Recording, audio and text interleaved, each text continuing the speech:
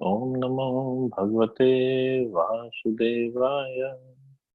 Om Namo Bhagavate Vasudevaya. Narayanam Namaskritya Naram Chaiva Narottamam Devim Saraswatim Vyasam Tato Jayamudire Nashtaprayeshu Bhadreshu Nityam Bhagavati Sevaya Bhagavati Uttam Shloke Bhaktir Bhavati Nashtiki. Continuing with the discussion on Srimad Bhagavatam, first canto, 19th chapter, entitled Appearance Sonnets. So the, the storyline that is going on is Parikshit Maharaj has sat down at the bank of Ganges and he said, I will fast till death. All the sages had appeared from all over the universe. And then he asked the sages, what's the real dharma of a person and what should a person do when who is about to die? Sukadeva Goswami appeared on the scene. So this is what is going on about Sukadeva Goswami. Tam dvayashtu varsham sukumarada karoru bhavans kapol gatram char vayata kshunu satulya karna subhra vananam kambu sujata kantham. This son of Vyasadeva was only 16 years old. His legs, hands, thighs, arms, shoulders, forehead, and the other parts of his body were all delicately formed. His eyes were beautifully white, and his nose and ears were highly raised. He had a very attractive face, and his neck was well formed and beautiful like a conch shell.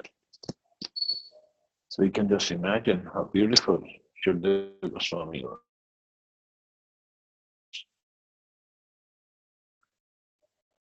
A respectable personality is described beginning with the legs, and this honored system is observed here with Sukadeva Goswami. He is honored for his achievements and not for advanced age. A person can be older by experience and not by age. Sri Sukadeva Goswami, who is described herein as the son of Vyasadeva, was by his knowledge more experienced than all the sages present there, although he was only 16 years old. So by his knowledge and by his realization, he was very old. Although in this body, he was only 16 years old. Because Sukadeva Goswami, it's been mentioned in the scriptures, he is actually Shuka. Shuka means parrot. So he is Shuka of Srimati Radharani. He is a personal parrot of Srimati Radharani, who appeared in this pastime as Sukadeva Goswami. So we can only imagine how that person must be. Niguda Jatrum Prithutunga Vakshas Marvata Nidhi Vali Valga Gudaram Cha Digambaram Vaktra Vikirna Chesham Pralamba Bahum Samarottamabham. His collarbone was fleshy, his chest broad and thick, his navel deep, and his abdomen beautifully striped. His arms were long, and curly hair was strewn over his beautiful face. He was naked, and the hue of his body reflected that of Lord Krishna. So as you can see behind me in the picture, in the background, Sukadeva Goswami was of the bluish color, because this is what is mentioned here. The hue of his body, or color of his body, reflected that of Lord Krishna. His bodily features indicate him to be different from common men. All the signs described in connection with the bodily features of Sukadeva Goswami were uncommon symptoms, typical of great personalities, according to physiognomical calculations. His bodily hue resembled that of Lord Krishna, who is the supreme amongst the gods, demigods, and all living beings. So all the bodily features that is mentioned of Sukadeva Goswami Actually, somewhere I read, I have to dig it deep, that great personalities have this kind of bodily features. Um, I have to really search it where I read it. Like here it's mentioned, his collarbone was fleshy, his chest was broad and thick, his navel was deep, his abdomen beautifully striped, his arms were long, and in the previous verse it is mentioned his legs, thighs, arms, hands, shoulders, forehead, and other parts of his body were all delicately formed. His eyes were beautifully wide, and his nose and ears were highly raised. These symptoms, they tell that the person is a great personality from the physiological appearance also. Text 28. श्यामं सदापि व्योलक्ष्म्या स्त्रीणां मनोज्ञं रुचिरस्मितेन प्रतिउत्थितास्ते मुन्या स्वास्नेभ्यः तल्लक्षणज्ञ अपि गूढवर्चसम्. He was blackish and very beautiful due to his youth. Because of the glamour of his body and his attractive smiles, he was pleasing to women. Though he tried to cover his natural glories, the great sages present there were all expert in the art of physiognomy. And so they honored him by rising from their seats. So just by looking at Sukadeva Goswami, although he was naked and although he was followed by women and children, but all the sages rose up when they saw Sukadeva Goswami coming. And obviously Parikshit Maharaj also. So seeing that, all the kids and women, they just ran away. What is this? They thought he was just an ordinary boy, just roaming around. He must be like a street urchin because he was naked and he was just roaming around like a madman. But when they saw all the sages rising up to receive him, so they all ran away. So who is this person? They ran away. स विष्णुरातो अतिथ्य आगताय तस्मै सपर्यां शिरसा जहान ततो निवृत्ता हि अबुधा स्त्रियोर्भका महासने सोपविवेश पूजितः. Maharaj Parikshit, who is also known as Vishnu Rat, one who is always protected by Vishnu, bowed his head to receive the chief guest, Sukadeva Goswami. At that time, all the ignorant women and boys ceased following Sukadeva Goswami. Receiving respect from all, Sukadeva Goswami took his exalted seat.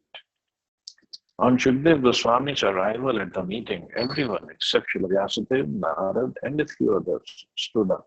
And Maharaj Parikshit, who was glad to receive a great devotee of the Lord, bowed down before him with all the limbs of his body. Means he did Dandvat Pranam. Sukadeva Goswami also exchanged the greetings and reception by embrace, shaking of hands, nodding and bowing down, especially before his father and Narad Muni. Thus he was offered the presidential seat at the meeting. When he was so received by the king and the sages, the street boys and less intelligent women who followed him were struck with wonder and fear. So they retired from their frivolous activities and everything was full of gravity and calm. Because now the most important scripture was to be spoken. Text 30. So Samvritastatra Mahan Mahiyasam Brahmarshi Rajarshi Devarshi Sanjay Veruchatalam Bhagwan Yathendur Grihar Kshatar Anikarah. Sukadeva Goswami was then surrounded by saintly sages and demigods, just as the moon is surrounded by stars, planets, and other heavenly bodies. His presence was gorgeous and he was respected by all. In the great assembly of saintly personalities, there was Vyasadeva and Brahmarishi Narad, the Devarshi Parashuram, the great ruler of the Kshatriya kings, etc. Some of them were powerful incarnations of the Lord. Sukadeva Goswami was not known as Brahma Rishi, Raj Rishi, or Deva Rishi. Nor was he an incarnation like Narad, Vyas, or Parshuram. And yet he excelled and respects it. This means that the devotee of the Lord is more honored in the world than the Lord himself. See, Prabhupada mentioned about Narad Muni, Vyasadeva, and Parshuram. They all are incarnations of the Lord. Shaktya Avatar, they all are Shaktya Avatar. And the devotee of the Lord is honored more than even the Shaktya Avatar. That is amazing. One should therefore never minimize the importance of a devotee like Sukadeva Goswami.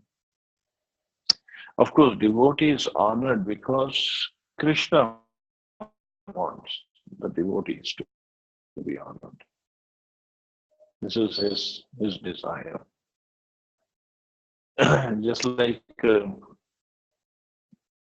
once in Delhi temple, Jitanatha Prabhu said, because he writes these books, different chapters of Bhagavad Gita, he's writing his commentaries on. And beautifully, very, very scholarly books. So in one of the passages I was reading, he wrote that he said, I don't know where am I getting this strength or this knowledge to write all this. But then he said, it's just like a father picks up a child and puts him on his shoulder, and the child looks like he's taller. If somebody looks, it looks like the child is taller than the father. The child is very happy sitting on the shoulder of his father. He is completely protected and glorified. Father loves when the child gets glorified. So he was writing that I am writing all these books, but it's like Prabhupada has picked me up and put myself on his shoulder. So, or Krishna has also done like that. Krishna has picked me up, put on his shoulder. So they are giving me the glorification, but actually I don't deserve it. Text 31. Prashantam asina makunthamedasam munim ripu bhagavato abhiyupetya pranamya murjna vahita kritanjali natva girasu nrityanva prichat. The sage, Sri Sukadeva Goswami, said, perfectly pacified, intelligent, and ready to answer any question without hesitation. The great devotee, Maharaj Parikshit, approached him, offered his respects by bowing down before him, and politely inquired with sweet words and folded hands. So this is the right way to receive spiritual knowledge. The gesture now adopted by Maharaj Parikshit of questioning a master is quite befitting in terms of scriptural injunctions.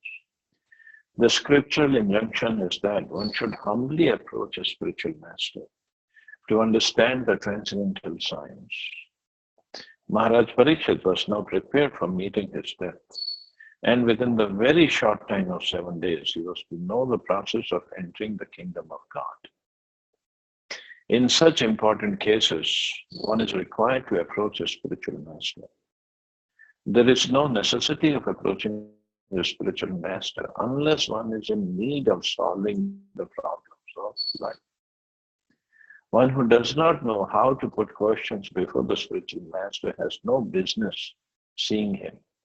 And the qualification of the spiritual master is perfectly manifested in the person of Sukadeva Goswami.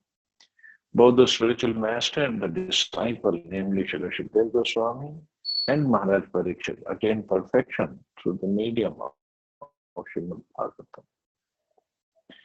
Sukadeva Goswami learned Srimad Bhagavatam from his father, Vyasadeva, but he had no chance to recite it. Before Maharaj Parikshit, he recited Srimad Bhagavatam and answered the questions of Maharaj Parikshit unhesitatingly. And thus both the master and the disciple got salvation.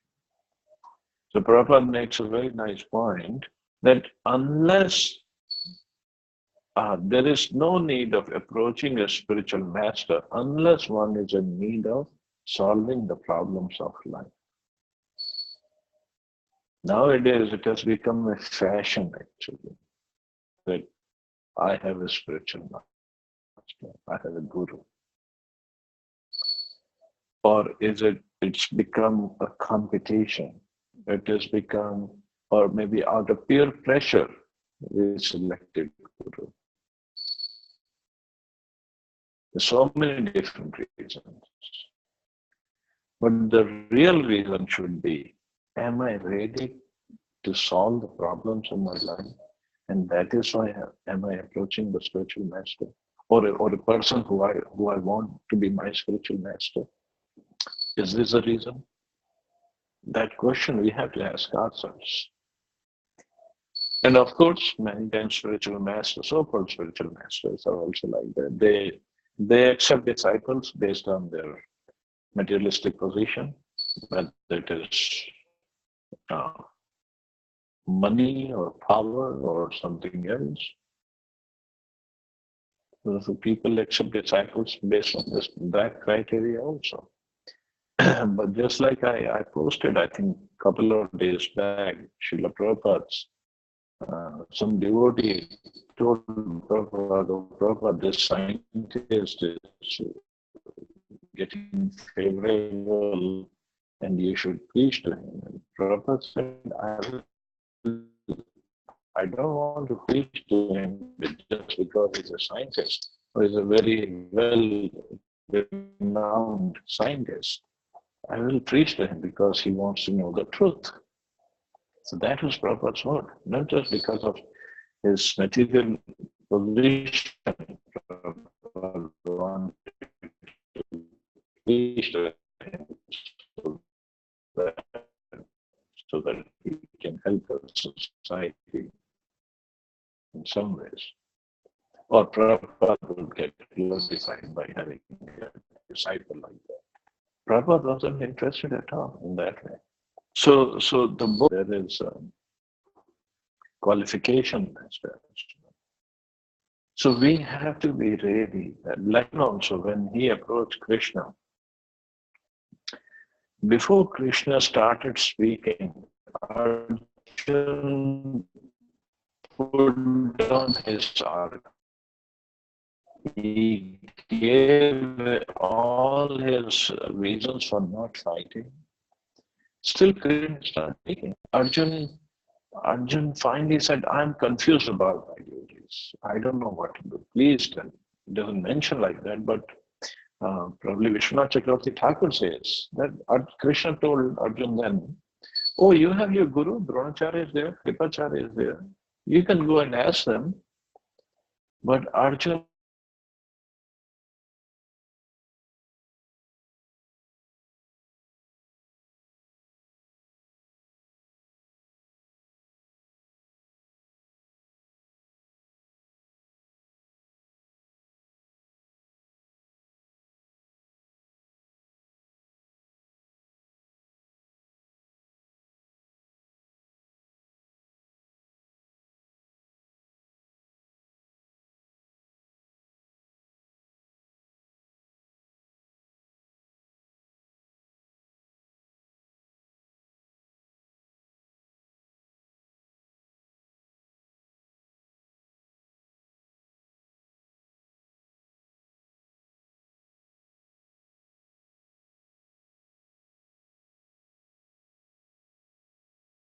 Okay. Hare Krishna. Somehow I got disconnected.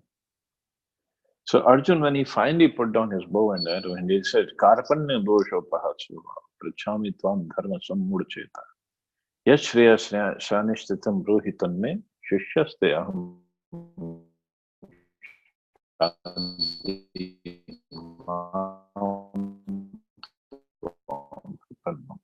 Because you please tell certainty, with certainty, what exactly it is. Then Krishna started speaking. Then he understood that Arjun has surrendered. That Arjun is really desperate to know what exactly is goal of life and how to solve the problems of life. That is a real qualification of a guru and a disciple. And look how Maharaj Parikshit is approaching Sukadeva Goswami. Text 32. Parikshit uvacha aho adya vayam brahman satsevya kshatra bandhavaha kripyatithi rupena bhavadbhis tirthaka kritaha. The fortunate King Parikshit said, O Brahman, by your mercy only you have sanctified us, making us like unto places of pilgrimage. All by your presence here as my guest. By your mercy, we who are but unworthy royalty become eligible to serve the devotee.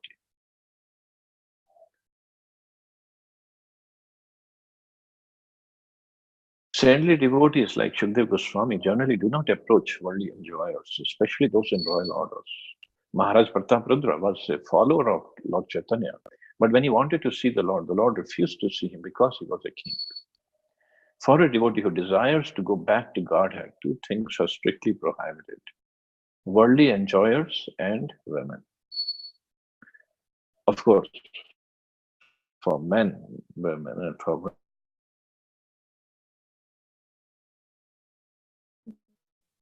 worldly men. Therefore, Swami are never interested. Maharaj Parikshit was, of course, a different case. He was a great devotee, although a king, and therefore Sukadeva Goswami came to see him in his last stage of life. Maharaj Parikshit, out of his devotional humility, felt himself an unworthy descendant of his great Kshatriya forefathers, although he was as great as his predecessors. The unworthy sons of the royal orders are called Kshatriya Bandhava or Kshatriya Bandhu. As the unworthy sons of the Brahmins are called Dvij Bandhus or Dvij or Brahma Bandhus.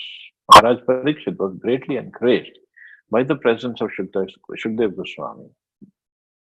He felt himself sanctified by the presence of the great saint, whose presence turns any place into a place of pilgrimage. So this was humility of Maharaj Parikshit, that he called himself as a Kshatriya Bandhu. He said, I'm a Kshatriya in name only. And he was really taking a humble position in front of Sukadeva Goswami. And this humility was a genuine humility of Parikshit Maharaj. It wasn't a fake humility. Many times we fake ourselves. Oh, I'm a humble servant. You're insignificant servant. You're humble servant. Your servant. So we don't even feel like I'm anybody's servant. We fake it. But here Maharaj Parikshit is not faking it. He's sincere. And he's serious about goal of life. And he's serious about when he's telling Sukadeva Goswami that I have no position. I'm just being called a Kshatriya, but I'm not. I'm unworthy descendant of great Kshatriya forefathers. The Prabhupada writes, although he was as great as his predecessors. But he's taking a very, very humble position. Text 33. Yesham sansmaranat punsam sadhya yanti griha kim punardarshan sparshapat shocha asanadibhi. Simply by our remembering you, our houses become instantly sanctified. And what to speak of seeing you, touching you, washing your holy feet, and offering you a seat in our home. The importance of holy place of pilgrimage is due to the presence of great saints and sages. It is said that sinful persons go to the holy places and leave their sins there to accumulate. But the presence of the great saints disinfects the accumulated sins. And thus the holy places continue to remain sanctified by the grace of the devotees and saints present there. If such saints appear in the homes of worldly people, certainly the accumulated sins of such worldly enjoyers become neutralized. Therefore, the holy saints actually have no self-interest with the householders. The only aim of such saints is to sanctify the houses of the householders. And the householders therefore should feel grateful when such saints and sages appear at their doors. A householder who dishonors such holy orders is a great offender. It's enjoined, therefore, that a householder who does not bow down before a saint at once must undergo fasting for the day in order to neutralize the great offense. So these great saints and sages Prabhupada is mentioning, they go to holy places to purify the holy places by their presence, by their words, because this verse will come later on in 11th canto. It is said that people who go to holy places just to take a dip are considered no better than cows and asses, or like animals. The real reason for going to holy places, we should take association of some saint and listen from him and hear from him. So why? Because these saints, they appear in the holy places, they go to holy places to sanctify people, to purify them, and to sanctify the holy places by their presence. Because their aura, their vibrations are so great. And they also, when these holy saints come to somebody's house, and Prabhupada is explaining how a householder he should feel grateful when these saints and sages appear at their doors, and should honor them properly. And last line is, if a householder does not bow down before a saint, at once must undergo fasting for the day in order to neutralize the great offense. They should fast that day. But then again, in this day and age, how do we know who's the real saint and sage who has come to our house? Very difficult to figure it out. That's why people have lost faith in this order of life. So the real reason for a sage or saint to come to our place is not to make money, not to get some dakshina, not with even a desire to come to that I will receive dakshina, or I'll make some good contact here and this and that. No. The real reason should be, I want to give them Krishna. Let me give them some instructions of Krishna, some instructions of Bhagavad Gita or Bhagavatam, so that these householders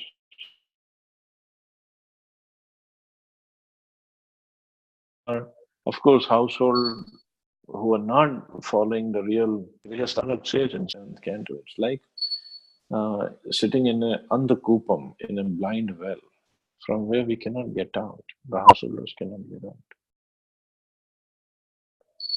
So householder life is a very responsible life. While living together in the family, one has to make sure that one is making progress in spiritual life. So the saints and sages, they come to these houses just to enliven the householders, just to give them some more motivation, inspiration to do well in bhakti. Not to make money, not to make contact, not to have good prasadam. That's why I go to the houses. That should not be the real motive, real aim of any sage. So anyway, we'll stop here. See anybody has any question or comment.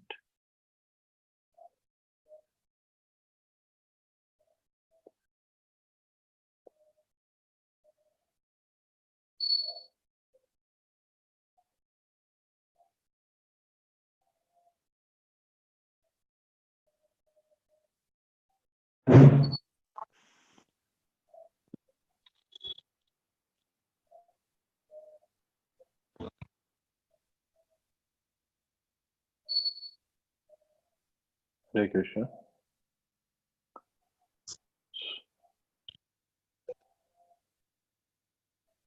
Okay, so we'll stop here. You all have a wonderful day. I guess it is Ekadashi in India today. Yes, Prabhuji. So you all have good, happy fasting. Enjoy your fasting. Enjoy your Ekadashi. Hari Bol. Jai Srila Prabhupada.